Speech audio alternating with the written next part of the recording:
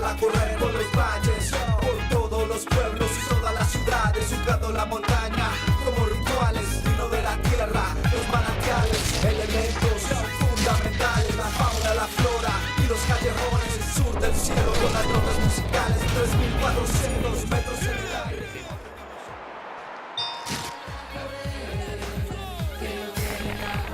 Hoy en Días de Campo, las víctimas toman la palabra.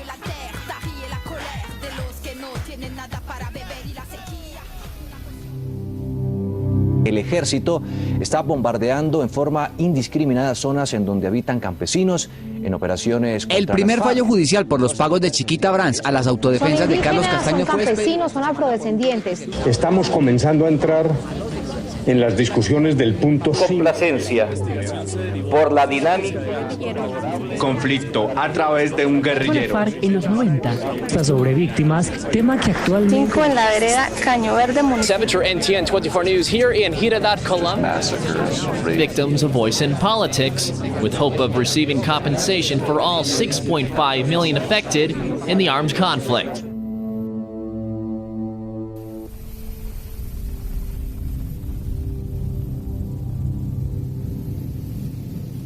Seis décadas de guerra en Colombia solo pueden dar como resultado millones de víctimas. Más de medio siglo consumido en una guerra fratricida pone a la sociedad colombiana hoy ante el escarnio público de la comunidad internacional como una de las situaciones más vergonzosas para la humanidad. Sin lugar a dudas, fue en el campo donde se produjeron las más cruentas consecuencias del conflicto armado. Desplazamientos, asesinatos, torturas y desapariciones fueron algunas de las atrocidades que tuvo que soportar el campesinado.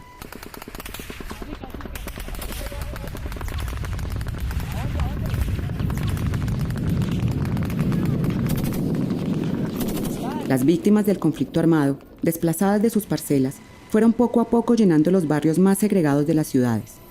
Los campesinos dejaron de ser lo que eran para convertirse en limosneros, albañiles, conductores, vendedores ambulantes y hasta habitantes de la calle.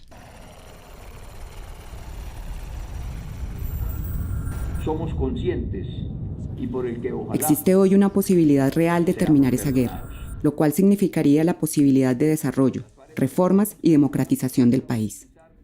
Asimismo, ese tan anhelado fin del conflicto debería significar la reivindicación de la memoria y los derechos de los millones de víctimas que en medio del conflicto siguen pidiendo justicia social. Para las víctimas, el fin de los asesinatos, los desplazamientos, las torturas y encarcelamientos solo son un paso para resarcir sus derechos. El más sincero homenaje para las víctimas del conflicto será la posibilidad de construir un país en paz, donde las diferencias logren ser superadas por la vía del entendimiento y del diálogo. Aquí ha habido una guerra civil real, así no esté declarada como tal, ha sido una guerra civil permanente, prolongada en el contexto histórico de un estado de guerra y por lo tanto la supuesta democracia que ha existido en Colombia es una democracia, entre comillas, que ha albergado genocidios, no solamente contra el Partido Comunista y la Unión Patriótica, sino mucho antes, en el caso de los gaitanistas y comunistas, en el caso de la Unión Nacional de Oposición, en los casos del Frente Democrático, en las circunstancias, naturalmente, desde luego, de todo el periodo de Unión Patriótica, Partido Comunista, y ahora contra Marcha Patriótica, hablemos claramente, y otros sectores, desde luego, de izquierda, democráticos, sindicales, etc. Es decir, aquí no ha habido una circunstancia que se pueda seguir ocultando. Este es el primer proceso de paz que se da en el que en la agenda de conversaciones está incluido el problema de cómo se resolverá la satisfacción de los derechos de las víctimas en términos de verdad, justicia y reparación. Colombia tiene muchas víctimas del conflicto armado, víctimas de las acciones que desarrollan los combatientes en el marco de ese conflicto armado y también víctimas producto de violaciones de derechos humanos y de infracciones al derecho internacional humanitario. En lo que respecta a esto, pues tenemos, ya sabemos, 6 millones de víctimas en Colombia, uno de los países con esta tragedia humanitaria más grande del mundo. el país con nuestra tragedia humanitaria, que tenemos problemas todavía con minas antipersonales y que tenemos todavía víctimas de infracciones al DIH, al derecho internacional humanitario y a los derechos humanos. Aquí en Colombia lo que se ha demostrado es que existe sí efectivamente un contexto de conflicto armado, pero existen mecanismos de represión que ha llevado a la comisión de una violencia sociopolítica que ha cobrado la vida de miles de personas. Es decir, las víctimas que se han producido del movimiento social, del movimiento popular, del movimiento de oposición política, de líderes sociales, defensoras y defensoras de derechos humanos, no se produjeron en un marco, digamos, de la confrontación armada o fueron daños colaterales como a veces se pretende señalar, sino que en Colombia han existido prácticas y mecanismos de represión, que es lo que hemos llamado el terrorismo de Estado, que son prácticas dirigidas a considerar que organizaciones o personas que reivindican derechos, que luchan por la defensa de la tierra y el territorio, que se oponen a las políticas estatales, que luchan por sus derechos sindicales, han sido productos de una política sistemática, masiva y generalizada que ha cobrado la vida de miles de personas. Matar la esperanza, y en particular en 1989 y 1990 se quiso matar esa esperanza asesinando a quienes iban a hacer la oposición al proyecto neoliberal. Todos sabemos que hoy el proyecto económico de nuestro país, que es el proyecto de despojo y de exterminio, no se hubiera podido imponer. Todos con complicidad de agentes del Estado, todos con los mismos móviles, la misma familia de sicarios. Hay una impunidad total alrededor de los casos. Hay una impunidad total. Nunca hemos sabido nada. El Estado nos ha fallado por acción y por omisión. La postura nuestra y lo que en realidad también hemos, creo que, visto como una disposición, por ejemplo, del grupo de las otras víctimas que fueron en la primera delegación a La Habana, es que nosotros entendemos como una cosa muy lógica que si queremos lograr verdad, justicia, reparación, garantía de los derechos de las víctimas, no repetición, etcétera, pues necesitamos una discusión integral sobre el problema del régimen de reparaciones en Colombia y una discusión integral sobre lo que ha significado la victimización, sus causas y consecuencias en el país. Desde ese punto de vista, creo que son muy pocos y muy desautorizados y marginales los sectores que siguen insistiendo en que este no es un momento para discutir también la responsabilidad del Estado como nosotros creemos. Creemos que en esta etapa lo ideal es que la sociedad colombiana se haga consciente de que la discusión de los derechos de las víctimas tiene que ser integral, que no puede parcializarse de ninguna manera, y que en cambio lo que tendrían que hacer estos sectores que se niegan a que se dé el debate sobre los crímenes de Estado es aceptar que con su posición lo que están haciendo es ofendiendo a las víctimas, ofendiendo sus demandas y sus reivindicaciones, ofendiendo la posibilidad de que alcancemos una garantía plena de derechos. Esto es, digamos, una meta muy ambiciosa, porque se trata no solo de las víctimas de la violencia ejercida en el conflicto armado, que es un número ya supremamente significativo de personas y de grupos humanos. Se habla de más de 6 millones de personas, sino que además incluye otras formas de violencia que no son propiamente formas de violencia que han sido perpetradas en el conflicto, como por ejemplo la violencia que se ha realizado por parte de particulares para proyectos megaeconómicos, como por ejemplo la violencia ejercida por las multinacionales, la violencia ejercida contra comunidades indígenas, campesinas, afrodescendientes, en vista de generar condiciones favorables para una de esas grandes obras que se han practicado en algunas regiones del país, el desplazamiento forzado por razones de acumulación de tierras, etc. Bueno, pues el hijo mío llamaba Jenner Alfonso Mora Moncaliano. Él era estudiante de una licenciatura en matemáticas en la Universidad Distrital. Y como todos los estudiantes, se forman grupos de amigos que hacen sus trabajos en las respectivas casas. Entonces, el hijo mío pertenecía a un grupo de amigos y a un señor que llamaba Carlos Julio Chaparro, por celos, por asuntos de problemas de una novia que él tenía, que lo abandonó y se fue con otro. Entonces fue a la DIJÍN de la Policía Nacional y dijo que ellos pertenecían a la FARC. Y de esa manera consiguió no solamente que le pagaran algún dinero, supongo yo, sino que también la DIJÍN, sin hacer ninguna investigación del caso, llegó y los secuestró, los torturó, buscó la manera de desaparecerlos por medio de la incineración de los cuerpos y después los dio de baja, los mató a 6 muchachos. Y esa es la situación en cuanto al caso concreto, muy resumido, de qué fue lo que pasó.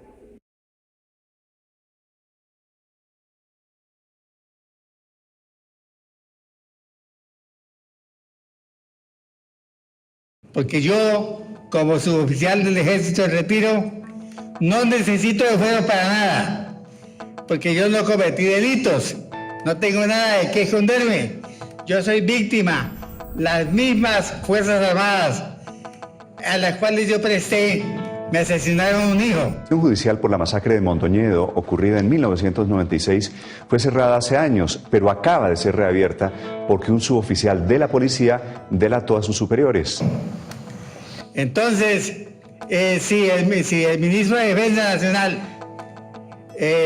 presenta iniciativas de esa naturaleza, es porque está reconociendo que efectivamente los mandos y las fuerzas militares son victimarias, que no se dejaran señalar, que ya el fuero militar existe. Un mayor de la policía ya fue acusado del crimen de 6 jóvenes, pero el testigo que lo delató fue asesinado.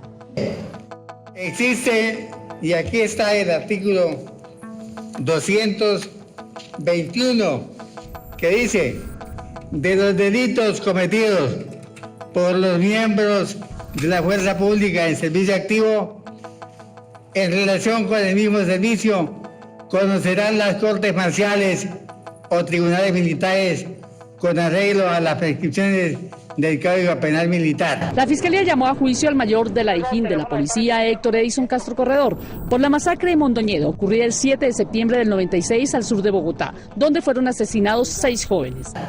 ¿Qué quiere decir esto? Que esto es más que suficiente para que un militar pundonoroso, respetuoso de la ley y de la Constitución Nacional, que es este librito que tengo acá, no necesita de fueros, ya está ahí. Los protege en delitos que cometan como militares y en desarrollo de sus actividades militares. La resolución de acusación se produjo luego que la Corte Suprema de Justicia ordenara revisar el proceso, donde 2 oficiales de la DIJÍN y 5 agentes para la época de los hechos supuestamente secuestraron, torturaron, desaparecieron y ejecutaron a los jóvenes. En su momento la Fiscalía ordenó precluir el caso por falta de pruebas.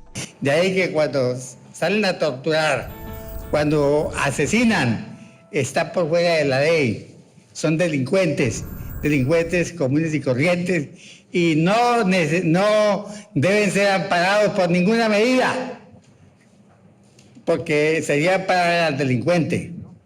Me vine muy contento. Ese fastidio que de pronto tuve por los miembros del Ejército y de la Policía ya no existe. Yo considero que, como dice el Evangelio, el que esté libre de pecado, que tire la primera piedra.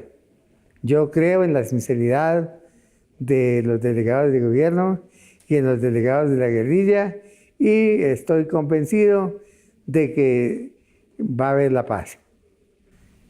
Bueno, recordemos que en las negociaciones de los 90 y luego lo que se desarrolla desde ahí, las víctimas no ocupan un papel fundamental. De hecho, también el nivel de victimización en nuestro país no era tan alto como lo que se desarrolló en la década de los 90 y en la primera década del siglo XXI. del 2000 hasta el 2010, 2011. Entonces ese pico de victimización obliga hoy necesariamente a que las víctimas estén en el centro de la negociación, y eso es una gran diferencia. También porque, bueno, Colombia no se había adherido a estos tratados internacionales de la Corte Penal Internacional, el desarrollo del derecho internacional humanitario y todo lo que implicó eso, y por supuesto la Constitución del 91. Todos esos elementos hacen que las víctimas hoy estén en el centro de la negociación, y decimos en el centro no en la lógica de que primero hay que resolverle el problema a las víctimas para luego avanzar, sino que Colombia debe transitar por el reconocimiento a las víctimas, a la verdad, a la justicia, a la reparación, como un ejercicio fundamental de la reconciliación. Las víctimas efectivamente tienen ahora este punto en la agenda de La Habana para expresar sus opiniones. Pero no hay que olvidar que la situación de las víctimas, sobre todo la gran mayoría de las víctimas, que son los campesinos, la gente que está en las condiciones más difíciles del mundo rural. Las estadísticas de las victimizaciones recae fundamentalmente en el Estado y los paramilitares. Y de verdad nosotros quisiéramos que esa proporcionalidad se vea manifestada en la mesa de conversaciones, pero aquí estamos buscando la comprensión de un problema que ha afectado a miles y miles de colombianos.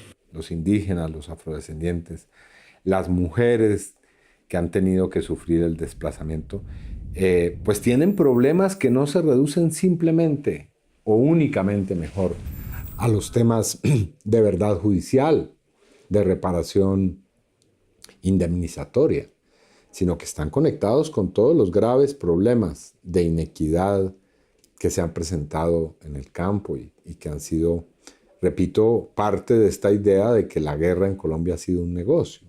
No, la guerra no ha sido simplemente la confrontación de dos fuerzas que aparecieron en la nada.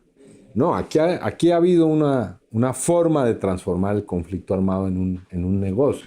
Y que allí se encuentra la responsabilidad del Estado, ya sea por acción, es decir, porque en ese proceso miembros vinculados a organismos de seguridad del Estado o de las fuerzas militares se ha probado responsabilidad en la comisión de innumerables crímenes que constituyen crímenes internacionales. Nos pusieron de presente por qué Colombia merece y necesita que terminemos el conflicto, por qué debemos unirnos para hacer frente al pasado, superarlo, trabajar en la construcción de una paz estable y duradera.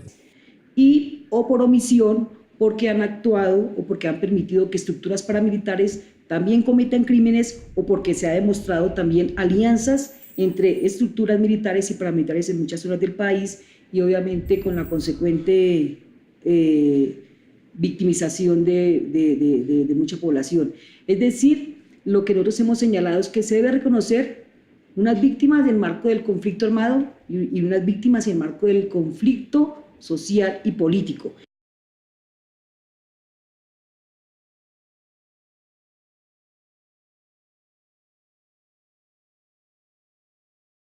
Se trata de que el acuerdo final de La Habana contenga una serie de disposiciones, de reconocimientos y también de mecanismos para poder que toda esa violencia tenga como punto final un camino de resarcimiento de las víctimas y de las comunidades víctimas. El Estado colombiano tiene que responder por la situación de derechos humanos, de libertades y de garantías de todos los colombianos, de unas y otras orillas, pero fundamentalmente el cambio democrático. Por eso nosotros estamos señalando la necesidad de que haya reforma constitucional que establezca la prohibición de todo concepto de enemigo interior.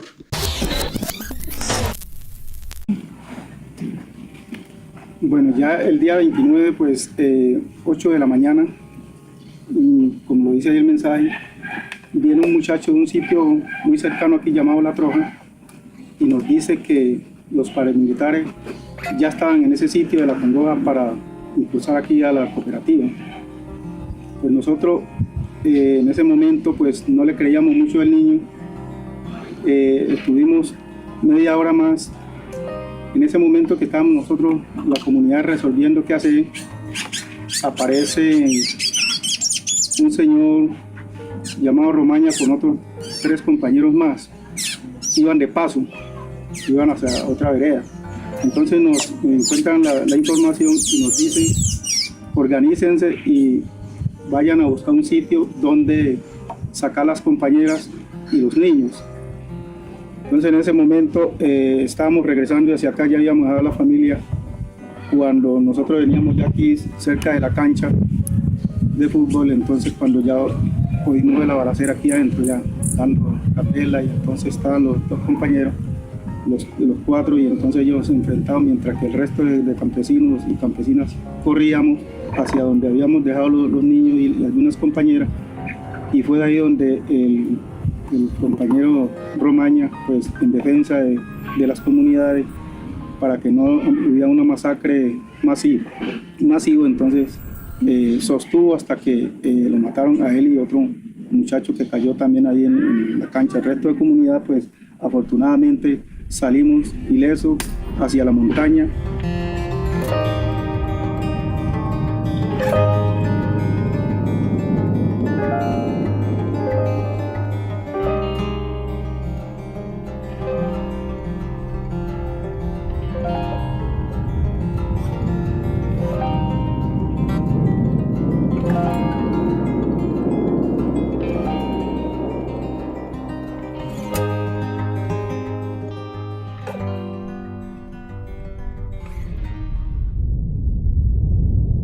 La total complicidad de las fuerzas del Estado en este fenómeno de violencia. Ahora vive el problema de las bandas emergentes, que es mucho más complejo porque no existe responsabilidad de parte de ninguna instancia del Estado en ese sentido, y las víctimas siguen siendo las víctimas. Por eso que esos grupos existen, porque ellos hallaron apoyo del Estado, hallaron apoyo de ese gobierno, hallaron apoyo de los ricos ganaderos, porque creían los ganaderos que esos grupos les iban a dar una garantía de que le iban a cuidar los bienes. No, lo que hicieron fue acabar con nosotros, matarnos a los civiles sin tener en cuenta que no teníamos nada que ver con el conflicto. A nosotros no nos conocen. La oficina de derechos humanos de la policía para nosotros no existe. Estamos dejando mucho más víctimas y eso nos lleva a sembrar odios y venganza, entonces creemos que pasa de ahí.